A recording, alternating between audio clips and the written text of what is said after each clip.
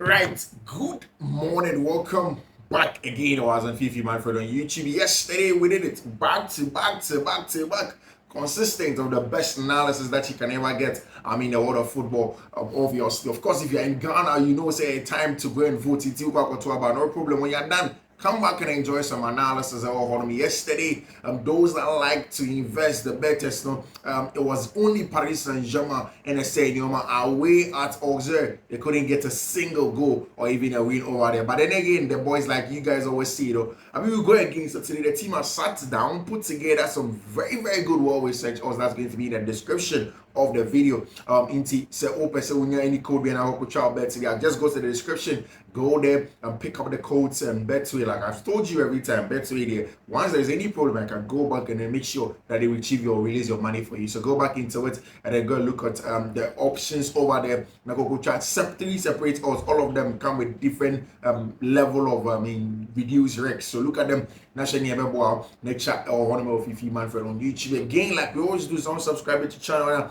Do subscribe, turn on notification turn and make sure that I do choose all. It is a Saturday, obviously it do Saturday say there. Then it is the pre-match analysis of all the games that were cost in Europe, and obviously there have been a lot of very controversial things that are going to go on. The Chelsea versus Tottenham Hotspur. I mean, pure tactical analysis, not anything of the field. Really, tactical analysis. We'll talk about a couple of things I saw. Madrid game away at Girona. There is also Real Betis versus FC Barcelona. We'll talk about that. There are certain games also in English Premier League. It's my affected Chelsea matches now. You made it in your home come was on Fiifi-Manfred on YouTube.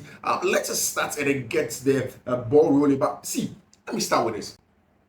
Pep Guardiola and Jose Mourinho have a long-standing feud. I mean, whether it is from the fact that some people believe that Pep is the greatest manager of all time, and there are also certain quarters of people that believe that Jose Mourinho is the best manager of all time. I mean, you don't know. But I think that if we more time both at Barca and Real Madrid, I mean, okay, time Barca, Kokofa, Josep Guardiola from Barca B, yes, I won this now. Then Real Madrid wanted to stop Barca. They brought in on a certain Jose Mourinho, who was known as a special one at the time, to try and offset Barca, to try and put some disturbance into their seal and stuff like that. And Jose Mourinho obviously was successful to an extent, but really that is where the feud began to breed. I mean, over there you could tell say Pep to be ma Jose, not Jose to be ma Pep, na Sane Maneman. I mean, the latest one is there. But I want us to go back and recount, I mean, all of those ones. I mean, say Oshe time at Jose Mourinho, in the German, of course, when he went away to go and play over there in the Spanish La Liga, he goes on to have a very good conversation and the conversations around it. There was a time where Chelsea Kokoba against Pep in the UEFA Road. There was a conversation about it. Jose Mourinho, and a lot of things did go on. Now, Sir Oshe Jose's revenge.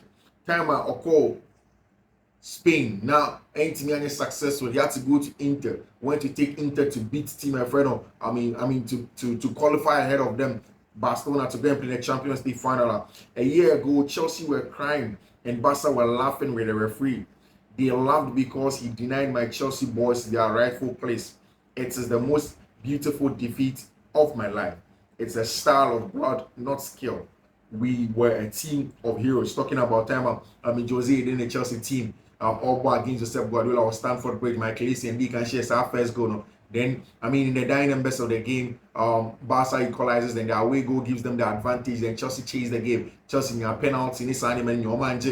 And Jose, Josep Guardiola, I didn't Pep echo through with FC Barcelona and Jose, or didn't share no company or uniform, uniform. He went ahead to say this one. Then Pep, Jose can win the media, and I will take the win on the pitch. This is when not Jose echo the Spanish La Liga name. In this room, Mourinho is the fucking chief, the fucking boss. I don't want to compete with him in here, but this is a game of football. Talking about Jose Mourinho, he can be the best press manager, but only the partner so that he wants to win. Then again, Pep and UEFA too, still a better love story than Twilight, and that's when I think in about 2 weeks, Barca and Madrid were supposed to play home and away in the UEFA Champions League and also play, in the Spanish La Liga. And Jose went to the press conference and said, one day I would like Josep Guardiola to win the competition properly. If I tell UEFA that I really think and feel my career will end now, he is a fantastic coach, but I've won 2 Champions Leagues and he has won only 1 Champions League. And that is one that would embarrass me over there in terms of the way our Pep is winning the Champions Leagues now. And over there, the rest for the weary of Mourinho, Josep Guardiola, I'll say it is his life. But for me, it's unthinkable to take a sabbatical. He is younger than me, and I'm not tired.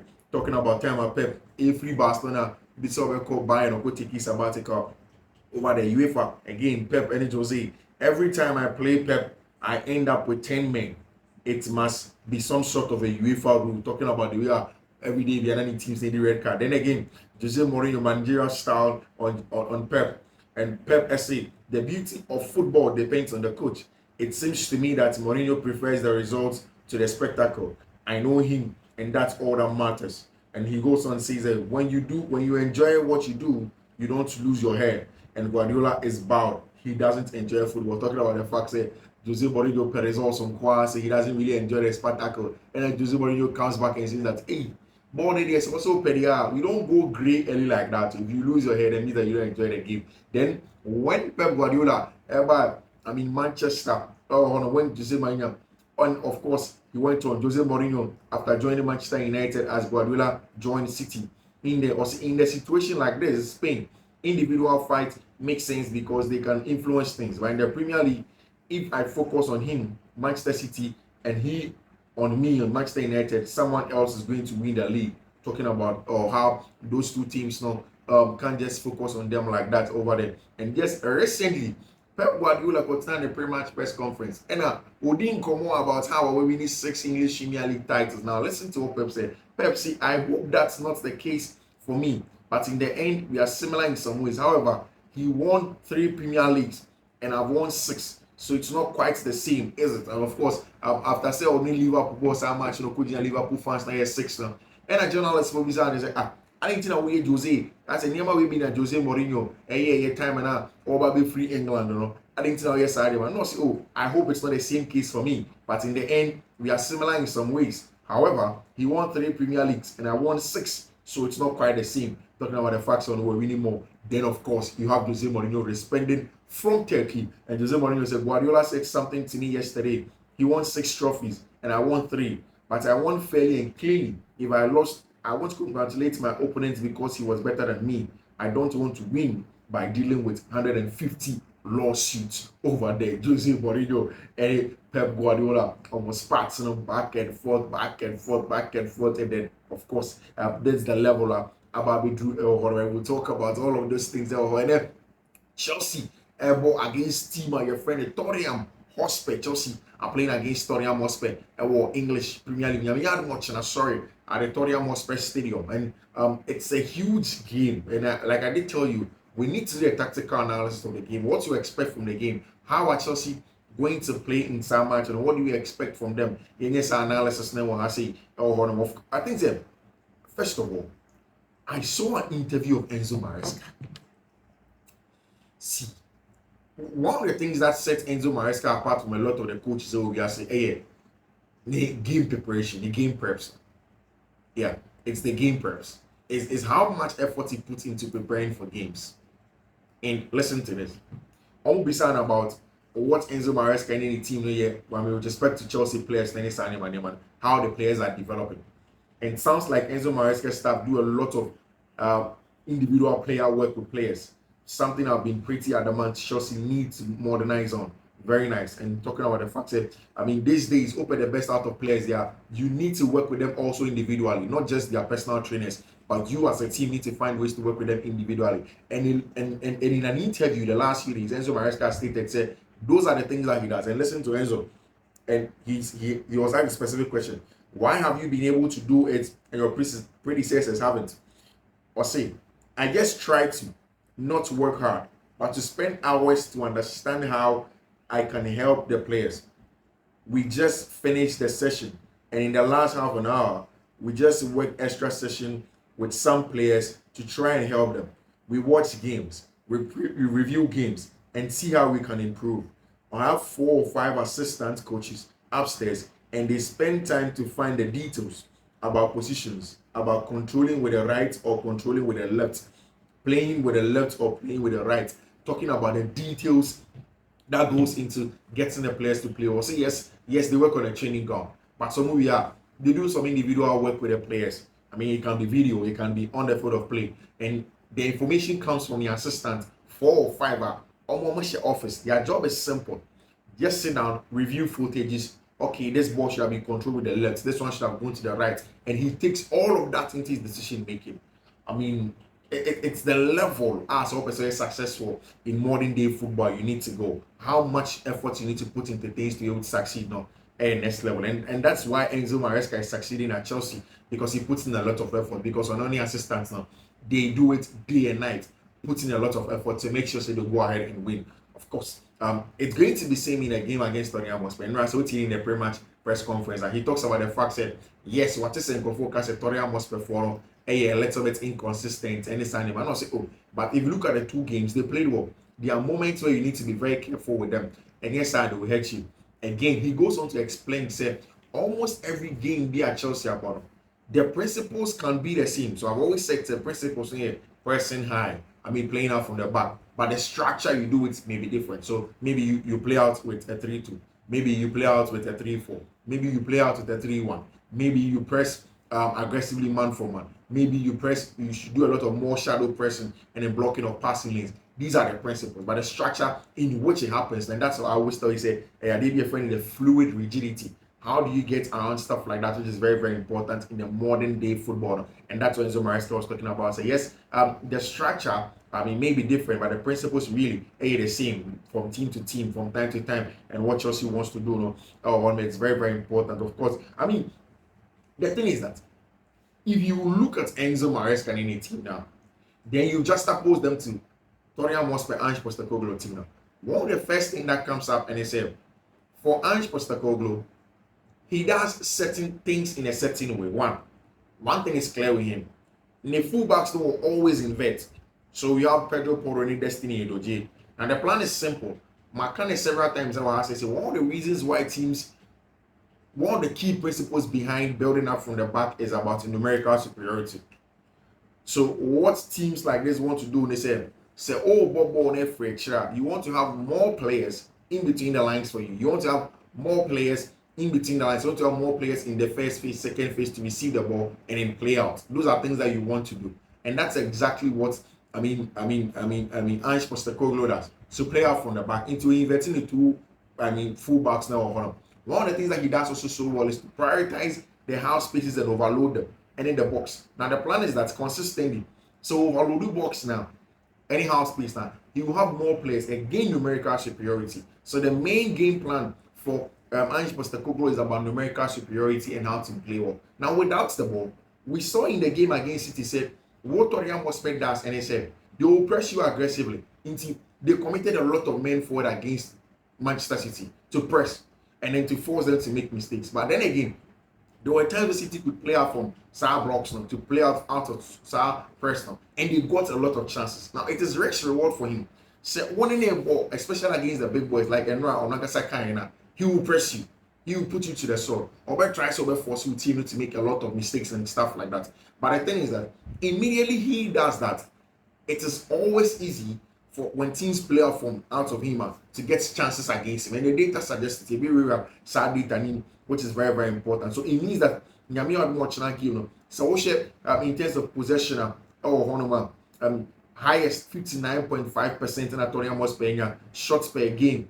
15.6 shots per game, 11.70 chances created per game, 28 goals scored, fourth most English Premier League, 15 goals against, third fewest, 86 pass completion, average fourth best, and that's what maybe Tottenham Hotspur in terms of position over there in the 59.9. That's what they have. They are not doing bad at all in terms of SAR metrics. They seems to be faring slightly well. With defense, how much shot they concede, any standing man, they are not way off it. So you give them a lot of credit. Like I said, so only invertible and Fiifi-Manfred, it becomes more of a 4-2-4. You have they start with the 4-2-4. Then the two fullbacks will invert into the middle of the park. And usually, I don't know ball playing center backs. Yes, Kuti Romero is not there, but Dragusin will step in. And now, there's a possibility that Kuti Romero is going to play. Some Spurs have shown their willingness to go in between two main pressing ships. More pressing there becomes, the press now becomes more like the Liverpool press in the 4-2-4, mid block, or any one of them. Then to make sure so Omobe pressing commits a lot of men forward. Their number 10 is number Johnny Solanke. So you have Solanke, Son Heung-min, you have Dejan Kulusevski, and one other person out to the line. Then in the middle blocks to block the passing lanes now, he gives Bissouma, Brante, Fanny, Papi, Matessa. And I think that it's a huge gamble again. One of the things that Chelsea against in the Liverpool game was that 4-2-4 mid block press, where Chelsea really went in, found spaces. One of the things Chelsea did was to use Cole Palmer in a +1 to pull out Obisa, Curtis Jones, and Ryan Gravenberch. Somebody will come and receive the ball in the half space. And usually in that game, it was Abrante and Malo Gusto who was receiving the ball in the half space. Chelsea probably would have to do same. Most of the times also Spurs want to press in the 4-1-4-1. It's something that may hurt Chelsea. Chelsea go with a single pivot. So I'm thinking that Chelsea will not go with a single pivot. Because Romeo Lavia and Moby against Southampton, I'm thinking that Romeo Lavia will play in this one, where Romeo Lavia is going to play in the middle of the park and have somebody invert next to him. Maybe Moise Caicedo from the right hand side will invert next to him. Then Enzo Fernandez in the left half space, Cole Palmer in the right half space. Then Enzo Fernandez is going to be the +1. So consistently, if it's a 4-1-4-1, Chelsea will have the numerical superiority and will not be overloaded too much. From goal kicks, the goal shot, like I said, then their fullbacks will invert inside. It's very important for them. They always want to win the numerical superiority.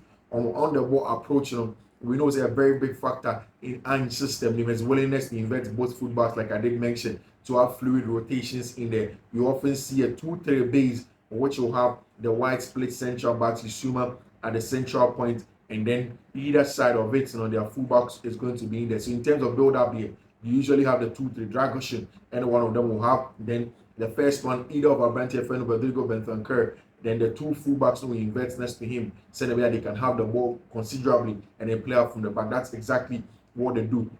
I think that this and come over here, then your first thought is that yes, Tottenham for everyone in a particular way. But how can Chelsea exploit them? How can Chelsea really get into the game and then find openings in Tottenham for the way on? How will they find ways of it to be Tottenham for them? Can they exploit the way Tottenham play their football? On the ball, off the ball. Can they exploit how Chelsea, Tottenham for committed a lot of numbers in terms of numerical superiority? That's the next one. And of course, Chelsea can exploit Tottenham Hotspur for them. And if we remember our tactical analysis, I think that the key to this game for Chelsea, how to engage Tottenham's backline in the press. And so Utie, Enzo Maresca, he says in the first 15-20 minutes he was not happy because not Chelsea players were not pressing how he wanted them to press man for man. Now, essentially, because Tottenham are playing out from the back with just two centre backs, it's not going to be too difficult. But then again, you can't overcommit two men up front to the centre backs, then leave the three players in behind you. Now that means that one here, it will pull your central midfielders out and leave space in between the lines, like we did mention, to Son, to Dejan Kulusevski, to James Maddison. That can really hurt you on the turnovers now. It's key to Tottenham back line. This is what Spurs want to do as a caveat to the personnel to have in game, with Bissouma having to cover two pocket players in the 4-1-4-1 press scheme. One of the defenders will have to be aggressive to apply pressure as a spare man. With Cole Palmer being as dangerous as he is, you would assume Bissouma and Sarr will be tasked to man marking, which can leave other pocket players in there. And I think that's very true. One of the things that Chelsea have to do is it's a great Dragusin, Pedro Porro, and Udoji never ball with Ben Foster because Vicario Suepra. Now, what we're expecting is that Dragusin will play up from the back. If Porro and Udoji come inverted up, what Chelsea should be able to do is that, yes, go aggressive on the two centre backs. Go very aggressive on them. But so also in the game against Aston Villa, one of the jobs Liverpool is to be the aggressor and closing on Morgan Rogers. Now, Chelsea will have to do the same again. Because if you do, and then Caicedo only have your more back the press, and then you don't pick up the number 10 in Madison, then you are in trouble. That job has to be done by Liverpool and as I went to a friend Benoit Belachile when they play on against Chelsea. I saw it in a game against Manchester United, where Manchester United built up from the back. Then you have the 4-1-4-1 sometimes, or the 4-2-4. In that zone. And how they did it also against my friend in Manchester City. Anything City build up on the back, they didn't press too aggressive. They just cover shadowed the player that you are going to possibly pass to. They have 4 players in the block, and then have one of their DMs, usually use Bissouma, or every Gina, one of the number 10s and so. And one of the things that Chelsea have to do very well is the ball rotation, the ball circulation, the patience, and then the +1 in the various zones to make sure that they have the ball. I think that for me, set me share my lineup there, then I'm going to go as an RCB, Benoit Belashile, a kneel down after midweek 1. Our biggest decision will be Gusto and Enzo not starting. Even in this excellent form, purely will be the game plan since Spurs air pressing the 4-1-4 and Chelsea 3-2 base. Will be able to be smart to have Gusto inverted and then to receive at the pace to nullify the 5v5 movement, especially on Bedashire's side, who is likely to be the pressing trigger in terms of the weaker foot. And I think that's true. What Tottenham will do, they said they will use Benoit Bedashire as the pressing trigger, because when him say the confidence they share off the roof. Once he gets the ball, they'll come in and then come and press net when Madrid. I think that for me, Solskjaer's possible lineup that can go in Kukurea, Benoit Belashile, Levi Cole. Then for me, I would rather want to have Moses Caicedo from right back next to Romeo Lavia. Then you have Enzo Fernandez in the left half space, then Cole Palmer in the right half space. Then keep the weight with Noni Madueke and Pedro Neto. Then of course Nicolas Jackson, because Abantia be a friend of Mihailo Modric, Epra, and it's not going to be there. I think that Chelsea would have to utilize almost Sperma and Cole Palmer's gravity to open up space and then inside and go out. Spurs will control moments when they do. The space is in the channels, and of course that's why I said Chelsea can run those channels and hit team my friend Tottenham Hotspur. They should be able to do that. I think that Enzo Fernandez is going to be a key and important player at March Remo, because he has scored or assisted in 5 consecutive games for Chelsea. He seems to be in a very, very good form, and I think that Enzo Maresca will want to use him in these games to make sure that Abrante friend Enzo Fernandez is going to play in such games now. I think that Chelsea go into this game with the right plan to play well. Definitely they should be able to play well. They should be able to control the game. They should be able to play well. They should be able to dominate the game, and then hopefully gets the win over the. I think that Tottenham should be a lot of fun for Chelsea because of the space that it brings, and also the risk reward nature. The team our issues with defending the block, and even so sustaining pressure against them when you're in trouble. Caicedo should only be used an inverted right back against teams we plan to control the ball against. This is because we would have a pivot of Enzo Lavia rather than Caicedo Lavia. If we aren't dominating possession, then we need to be a little bit careful, which is not enough defensively. Over the Tottenham is a team that will have the ball for an equal amount of time as us, meaning our pivots of Lavia Enzo will engage in duels consistently, plus Tottenham will leave too much space in behind to exploit, and Caicedo at RB demands you to dominate possession over there with your crop of midfielders. If we play pivots Lavia Caicedo, Gusto starts as RB, and then of course Kuku, Malo Gusto, one of them will have to be higher up the pitch. This is the game we need both wingers. Palmer won't play on the right wing, so Gusto Kuku will be in the 10th position again in possession, giving Tottenham player, I think Maresca ultimately cooks up something similar in terms of who plays in there. So a lot of the people are saying that they would rather not go with Abrante Freno, Moises Caicedo as an inverted fullback, because they are looking at how Chelsea will not have part of the ball. Most of the ball will also go to Tottenham Hotspur. They are also good on the ball. So it's something that Chelsea also need to be a little bit careful with it, and then hope that they can control the game in that regard. James Wesley Fofana, doing better, talking about what the things that Enzo Maresca can. Of course, the other games after Siada, here we also Chelsea match. Yesterday we spoke about Real Madrid's game against Girona. That's going to come on, and then of course, team my friend FC Barcelona also going away to go and play against Real Betis now. Kylian Mbappe, but see, every day something comes up about me, when in reality I haven't said anything to anyone. That's why I'm doing this interview now, because at some point people need to hear from me. Told Canal, the interview will be released on Sunday, talking about how Kylian Mbappe, France Fonica say Ononoka say home free, on board the national team is signing Mademano. Barca away to go and play against Real Betis. They need to be very careful. A huge banana skin game for Barca, and they know, so once they're going into it now, they need to get the results, because Madrid will be lacking. Madrid definitely will be lacking. Real Betis have been good, this season. Betis recent slam the last time lose 2-0, and I'm gonna give a little bit tough kaka. And of course, if you look at the Barca players, I ever back the possible lineup Ayete and Opawe with respect to FC Barcelona, the players that are possibly going to go in. We expect that Barca will go on with a team that can dominate the ball. Inigo Martinez, Pau Kubasi, Joe Skunde, Keita Balde, Marc Casado, Pedro will be back, Olmo, Rafinha, Lamine Yamal, and of course, Robert Lewandowski. The last time Ferran Torres and started the process nowhere showing, but we think that Robert Lewandowski gets back into the team. I mean, this is where we drop the curtain on today's analysis, morning analysis of Fiifi-Manfred on YouTube. If you don't subscribe and turn on notification. Bye-bye.